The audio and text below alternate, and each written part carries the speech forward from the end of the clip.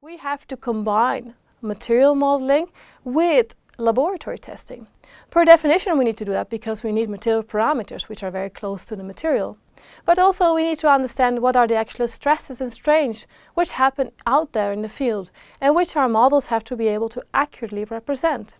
So that means we have to have expertise of how to perform laboratory experiments, how to combine mechanical knowledge with chemistry knowledge, and how to develop computational models, which can be very advanced, which can take into account large strain deformations, or even fracture mechanics, viscoelastoplastic models, many different types of modeling we can start thinking about.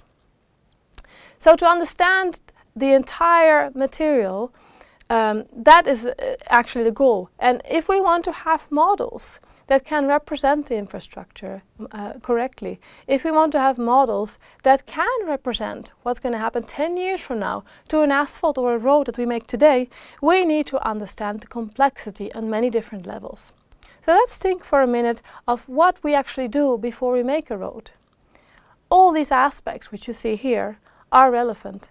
Where we get the material from, how we put them together, and then actually the laying of it, the climate that we have when we're laying it, the traffic that will be on top of it, and all the other things combined will control what happens in time. That means that if we develop models, we have to think about oil chemistry, aggregate types, additives, material bonding, pavement design, weather conditions. These are a lot of unknowns, and these are not arbitrarily coupled. They affect each other. So that means we need to really understand these aspects in more detail, and fundamental knowledge is the only way forward, where we can have models that will actually serve us the way we need them.